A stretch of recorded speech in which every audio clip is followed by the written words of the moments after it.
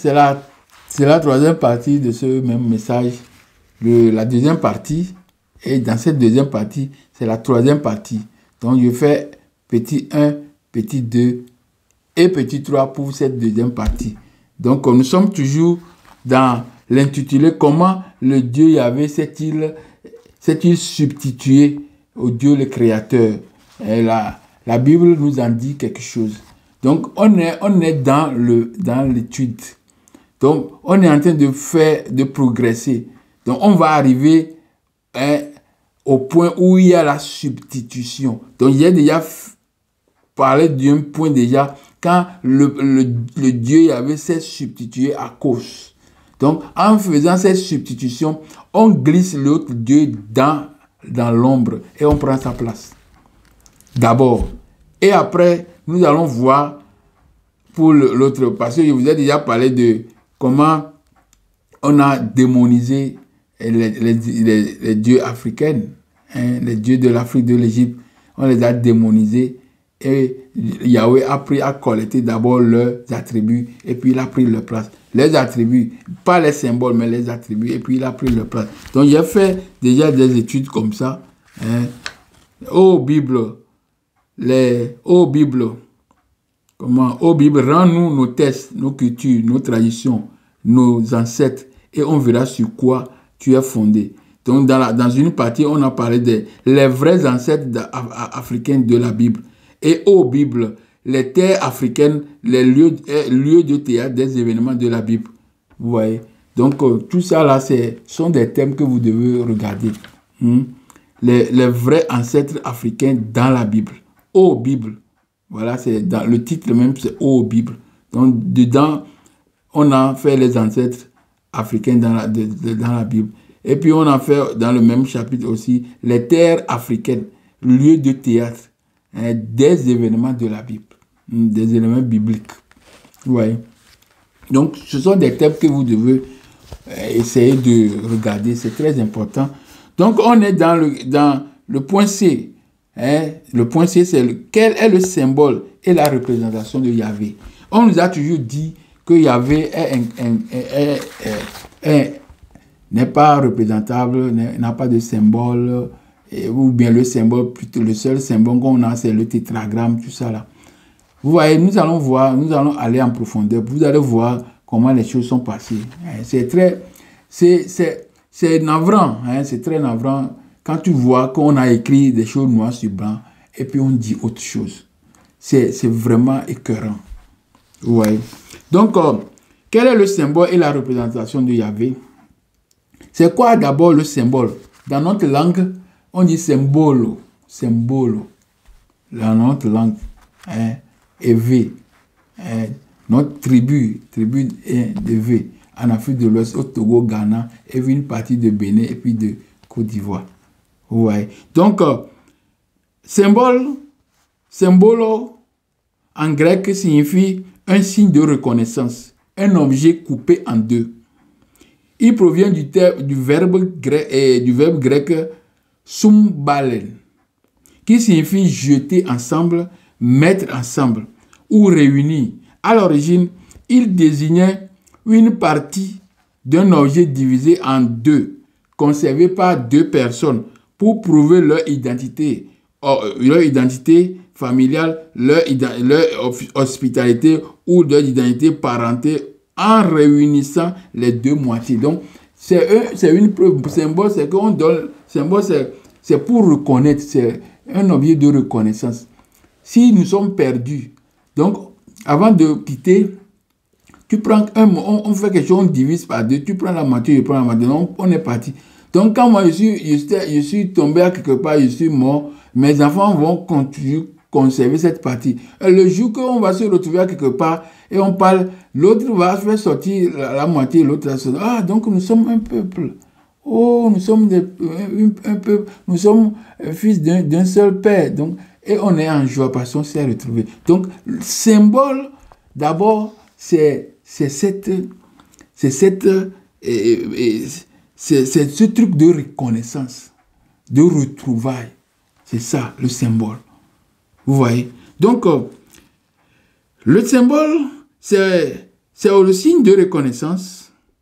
L'idée fondamentale est donc celle de deux éléments qui se rencontrent et qui ensemble forment un tout qui sert de preuve ou de signe.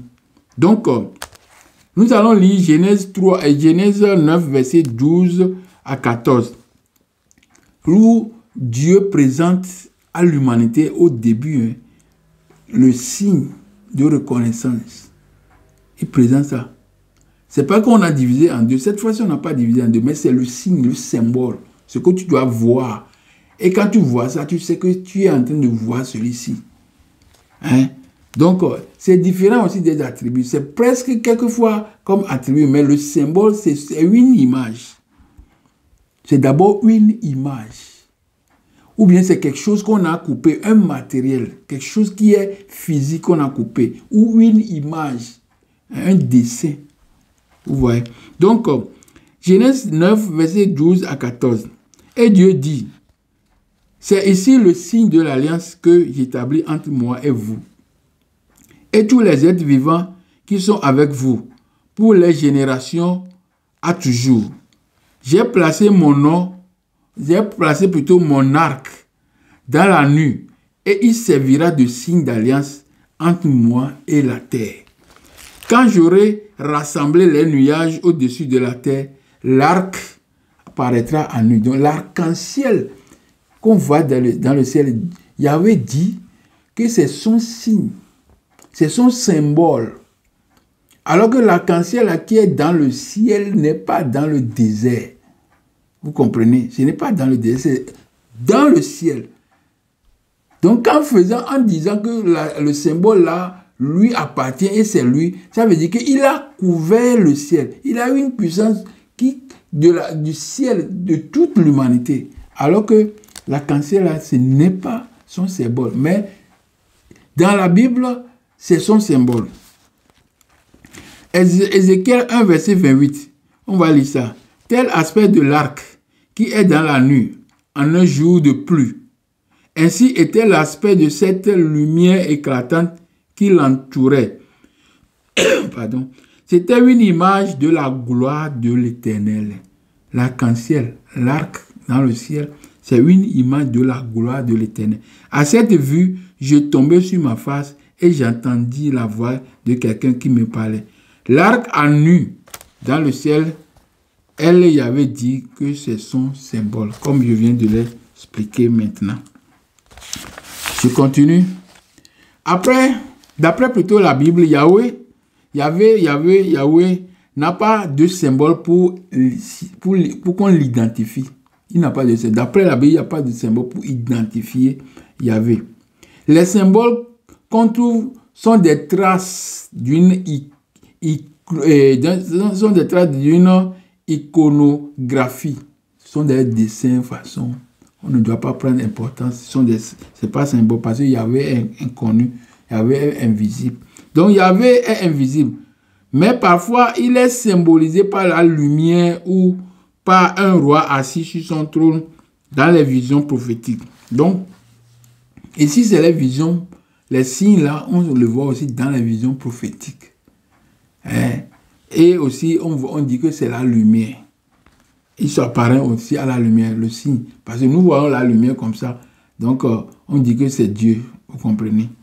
Mais en Égypte antique, la lumière, celui qui est la lumière, on le connaît. Donc, si Yahweh dit que lui, il est la lumière, alors il s'est substitué à ce Dieu-là. Donc, je continue. Donc, mais physiquement, il est symbolisé par la présence dans le temple. Donc, je ne sais pas que si Yahweh est invisible, mais parfois, il est symbolisé par la lumière ou par un roi assis sur un trône, dans les visions prophétiques. Mais physiquement, parce que symbole, ça doit être quelque chose de physique. Pas des choses dans la prophétie ou bien dans le rêve, non. On doit voir ça physiquement. C'est pourquoi je parle de l'arc-en-ciel, c'est visible. Mais physiquement, il est symbolisé par sa présence dans le temple de Jérusalem via l'arc de l'alliance et par son nom. Bon, pour eux, il est présenté, le symbole c'est l'alliance, l'arc de l'alliance. Aujourd'hui, il n'y a plus l'arc de l'alliance. Alors il est où? Quel est son symbole? Ça veut dire qu'il n'y a plus de symbole. C'est faux. C'est pas ça. Donc, nous savons que la plupart des divinités de la nature sont symbolisées par les éléments de la nature. Donc, la plupart des divinités, ils ont des symboles, les éléments de la nature. C'est pourquoi quand on fait,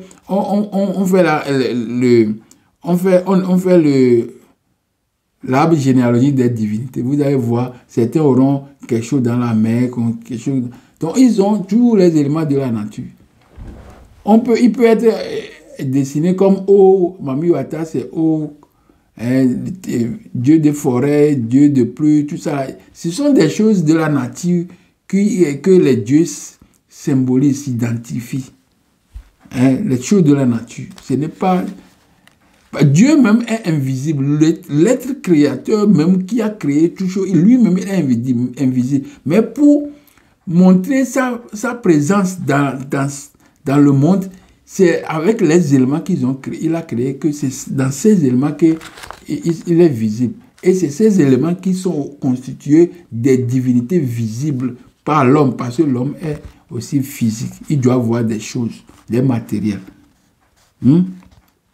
Donc, nous savons que la plupart des divinités de la nature sont symbolisées par les éléments de la nature, comme l'air, le feu, l'air, le vent, la lumière, l'eau, les forces cosmiques, les planètes, tout ça là, ce sont des divinités. J'ai déjà fait ça dans mon étude depuis longtemps.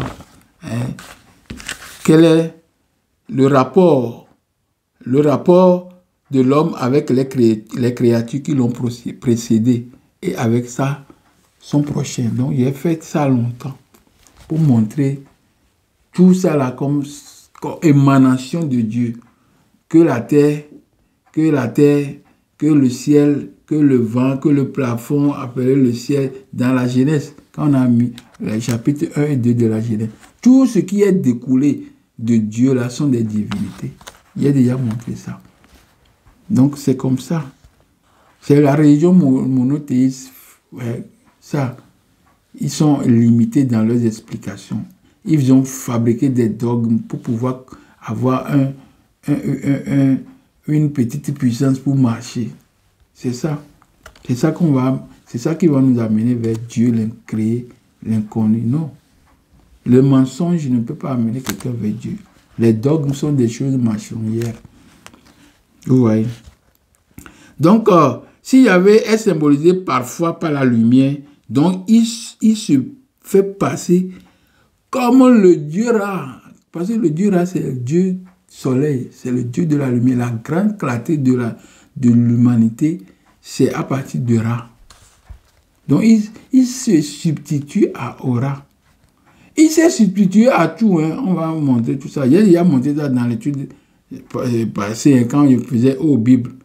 Rends-nous tout ça là. J'ai déjà fait ça. Donc, il s'est substitué à tout ça là. Donc, on continue, mes frères, mes soeurs. Je continue. Mais les récits martèlent que le Dieu Yahvé ne peut être ni symbolisé ni représenté car il est invisible. Alors que Yahvé n'est pas invisible. Yahvé même, lui-même n'est pas invisible. Yahvé même n'est pas invisible. Comment on dit qu'il est invisible? C'est le Dieu créateur qui est invisible. Mais Yahvé était une substitution, un autre nom, un épithète de cause. C'est un autre nom de cause. Et cause là est représenté. Donc Yahvé n'est pas représenté. Yahvé est représenté, il n'est pas invisible. Dans la représentation physique, on le connaît. Mais comme si c'est un Dieu, il est invisible. Mais pour qu'il soit connu de l'homme et mériter des honneurs, on doit le représenter. C'est comme ça, ça se passe. Donc, Yahvé est bel et bien représenté dans les temples dédiés à lui, dans Jérusalem comme à Samarie. C'est quoi d'abord représenter? Le mot représenter vient du verbe latin representare, qui signifie rendre présent, mettre devant les yeux ou reproduire. Il est composé des préfixes ré, indiquant la répétition, et du verbe presentare, signifiant présenter ou rendre présent. L'idée de rendre présent est donc au cœur de son sens étymologique, ou bien faire de ce qui est abstrait, concret, physique. Ce qui est abstrait, le fait concret, physique. C'est ça la représentation. Écoutez bien, le Dieu Yahweh est bel et bien représenté par les enfants d'Israël, caché dans le temple de Jérusalem, mais visible dans le temple de Samarie, ce qui a voulu au royaume du nord, c'est-à-dire au royaume d'Israël qui est au nord, conduit par Jéroboam, l'adorateur d'idoles. Parce que quand on a représenté ça visible, c'est l'adorateur idole. C'est un adorateur d'idole. Alors que dans le royaume du sud, Jérusalem, il est aussi représenté, mais caché, ce qui lui a valu le nom d'adorateur du grand Dieu, le Tout-Puissant. Vous voyez, ce sont des choses qu'on a créées, mes frères, mes soeurs. Ce sont des acrobaties. Et nous devons sortir de ces choses-là. Parce que le chemin-là ne mène pas vers le grand créateur, le grand Dieu, l'invisible, le Hé. Vous voyez. Donc, je vais lire un exemple dans la Bible pour pouvoir expliquer, pour pouvoir montrer que Yahweh est représenté. Et il est bien représenté comme étant un Dieu, le Dieu égyptien de la création. Donc, 1 Roi, chapitre 12, versets 25 à 29. Jéroboam bâtit Sichem sur la montagne d'Éphraïm. Sichem, vous connaissez, Jéroboam, il est le royaume du nord, mais il bâtit Sichem. Sichem, là, c'est là-bas que Abraham est arrivé à Canaan. C'est là-bas que Jacob aussi est arrivé. Quand il est parti pour revenir, c'est là-bas. C'est là-bas qu'on a enterré tout ça là. C'est là-bas qu'ils ont vécu. Tout ça là, Sichem. Donc, Jéroboam bâtit Sichem sur la montagne d'Éphraïm. Et il y demeura. Puis, il en sortit et bâtit Pénuel. Jéroboam dit en son cœur, le royaume pourrait, parce qu'ils ont divisé le royaume en deux. Ça, il faut comprendre ça d'abord. Le royaume était sous David et après, passé au Salomon. Salomon, maintenant, le royaume est divisé en deux. Il y a le royaume du sud et le royaume du nord. Le royaume du sud a pour capitale Jérusalem et le royaume du nord a pour capitale Samarie. Donc, le roi du sud est appelé Roboam et le roi du nord est appelé Jéroboam. Donc, qu'est-ce qui se passe? Jéroboam, on dit dans 1 Roi 12, verset 25 à 29, j'ai déjà lu le premier verset 25, deuxième verset 26, Jéroboam dit en son cœur, le royaume pourrait bien maintenant retourner à la maison de David. Si ce peuple monte à Jérusalem pour faire des sacrifices dans la maison de l'Éternel, le cœur de ce pays retournera à son Seigneur, qui, Roboam, roi de Juda, et ils me tueront et retourneront à Roboam, roi de Juda. Vous comprenez? Il s'inquiétait que si les gens partaient toujours à Jérusalem pour aller adorer, pour aller faire des sacrifices dans le temple, alors pourquoi moi j'ai créé maintenant un royaume? Les gens vont quitter ici, après ils vont me tuer. Ils vont me tuer, ils vont dire, ah, toi, tu as fait la division pour rien. Il faut regagner l'autre. Donc, qu'est-ce qu'il dit? Qu'est-ce qu'on dit à verset 28? Après s'être consulté, le roi fit 2 veaux d'or. Écoutez bien. Le roi fit 2 veaux d'or. Il dit au peuple, assez longtemps vous êtes montés à Jérusalem. Israël, voici ton Dieu. Mais on dit, voici ton Elohim, les dieux. Voici ton Dieu, qui t'a fait sortir du pays d'Égypte. Il plaça un de ses veaux, un à Bethel et un à Dan. Donc il a dit maintenant, comme vous allez toujours à Jérusalem pour faire des sacrifices, alors vous faites des sacrifices à quoi?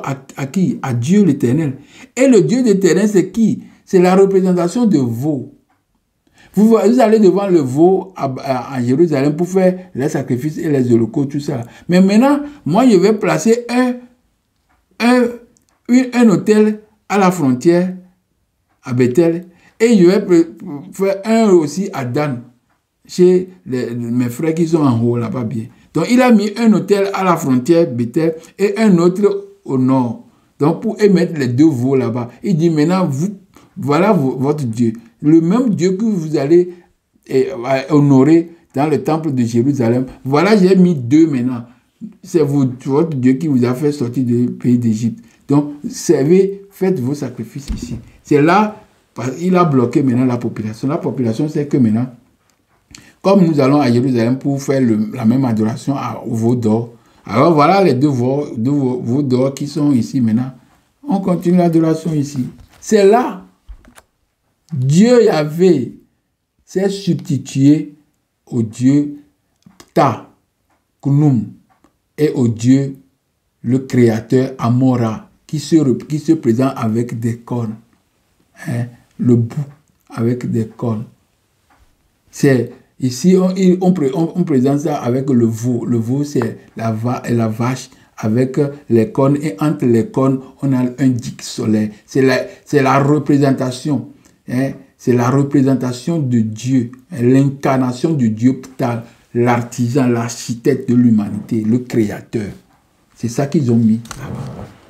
En nous disant qu'il y avait un invisible, on ne voit pas Yahvé, aucun Dieu n'est égal à Yahvé, on ne doit pas faire des représentations, on a fait tout ça dans le Deutéronome, dans le Deutéronome, dans Exode, tout ça là, on a fait les 10 commandements de Dieu, tout ça là. Alors que dans le temple, ils faisaient adoration au veau d'or.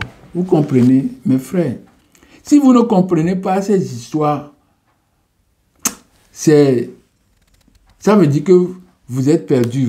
Vous avez décidé de se perdre. C'est une décision que vous avez vous-même prise. Que vous avez vous-même prise pour s'égarer. C'est comme ça. Donc, moi, je vous dis, à travers la relecture macroscopique, vous aurez les informations. Donc, c'est une de ces informations que vous avez. Donc, on va lire Exode 32, verset 4, verset 23 à 24.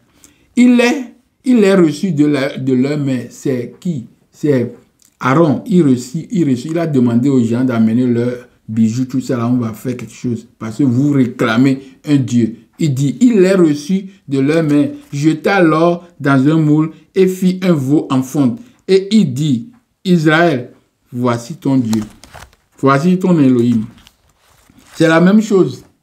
Excusez-moi. C'est la même chose. Voici ton Elohim. Vous voyez? Voici ton Elohim.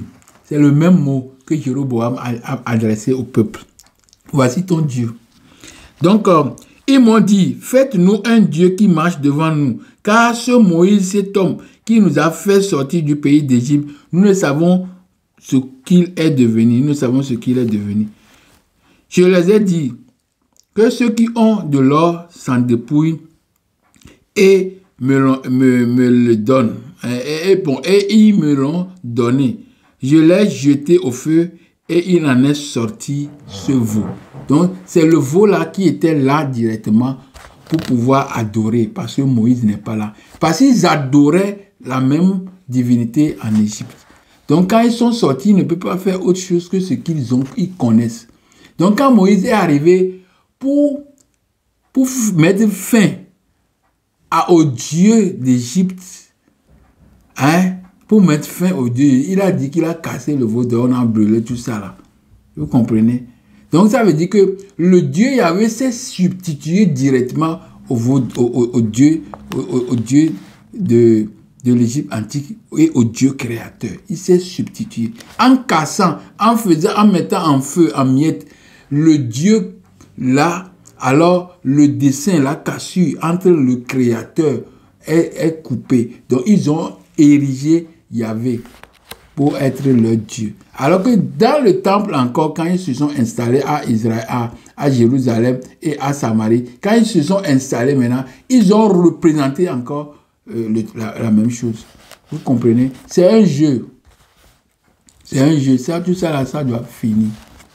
Quand on joue un match, il y a un temps pour siffler la fin du match. Et la fin du match, là, va venir un jour. Même si nous, on quitte ce monde, la fin aura lieu bel et bien. Donc, voilà les deux passages bibliques que je venais de lire. Si les récits bibliques disent que ces Israélites ont fait 430 années en Égypte, ce qui est un chiffre énorme d'années, c'est un chiffre fallacieux, hein, un chiffre inventé. Leur vie entière doit être une vie de l'Égypte ancienne. S'ils ont réellement fait 430 années, même si tout ça là sont des choses erronées, les choses falsifiées, les choses inventées, même si nous disons qu'ils ont fait des années comme ça en Égypte, ça veut dire qu'ils sont devenus égyptiens. C'est pourquoi on dit les Yaouds sont les Égyptiens. C'est eux qui sont dit qu'ils vont faire monothéisme. On a envoyé hors de l'Égypte. Donc ce sont les Yaouds. Donc tout ce qu'ils peuvent faire, ils vont faire des choses que de l'Égypte antique, avec une petite différence. Donc ces Israélites sont des Égyptiens de la chair jusqu'aux os. Ils doivent faire ce qui est fait en Égypte. Ils ne peuvent pas faire autrement. Impossible. Mes frères, mes soeurs, mes aînés, mes amis, ceux qui ont cherché à me suivre, ceux qui ont pris la décision de me suivre, je vous dis merci mes frères, merci mes soeurs, merci mes amis, merci tout le monde qui ont aimé mes vidéos et qui sont attachés à la regarder tout le temps. Je vous dis que la lumière sera avec vous. Notre Ra, Amon Ra, Dieu de lumière, comme on dit, sera avec vous et va vous illuminer. Vous serez plus clair. Tout ce que vous recevez aujourd'hui, ça va vous servir de lumière pour votre chemin, sur votre chemin. Et vous allez marcher dans la clarté. Et vous sortirez de cette ténèbre qui est le monothéisme, dans toutes ses formes. Donc, nous reprenons les parties qui vont rester parce que je vois que la vidéo a duré. Donc, il y a deux parties qui restent. Hein. On a fait A, B et C. Il y a D et E. Dans les deux parties, on va parler de la similarité avec les autres divinités. C'est très important. C'est Dieu Yahvé. Quelle est sa similarité? Parce qu'il y a d'autres dieux dans la région qui ont les mêmes similarités, les mêmes attributs, les mêmes symboles. Donc tout ça là, on va voir la similarité. Quelle est la similarité avec les autres divinités dans la région? Et on va voir aussi dans le petit E, sa zone d'action, où il agit où exactement? Sa zone d'action. Et comment il agit? Comment il se présente? Parce qu'on a dit que c'est Dieu d'orage, Dieu de pluie, tremblement de terre, ceci. Donc, la manière dont il agit, je vais vous dire ça dans les écrits bibliques. Et le quatrième point, qui est le point même de l'étude même, le quatrième point est comment reconnaître ou identifier un Dieu, un Dieu générique, et comment on l'identifie. Vous savez bien, je vous ai parlé de théophore, mais nous allons faire encore autre chose. À part le théophore, on va ajouter d'autres choses. Donc, on va se voir le dimanche prochain, oui, pour faire le reste, hein, ces deux points plus le quatrième point du message. Donc, partagez le message, likez le message. Ceux qui sont nouveaux, abonnez-vous. Abonnez-vous. Hein. C'est très important. C'est facile. Cliquez sur l'abonnement. Hein, et ça va se faire. Donc, cela va me permettre aussi ma visibilité.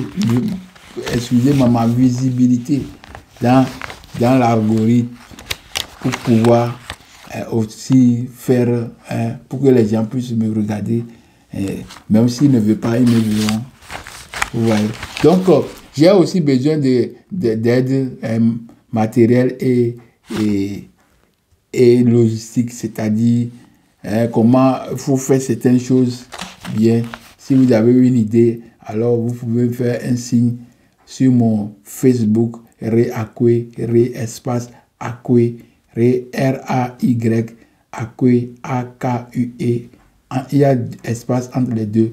Et envoyez-moi l'invitation, je accepte. Et vous pouvez faire un appel pour me donner des avis pour pouvoir faire bien encore la vidéo. Donc, merci beaucoup. Je vous dis bon dimanche et on se revoit, on se verra bientôt. Bye.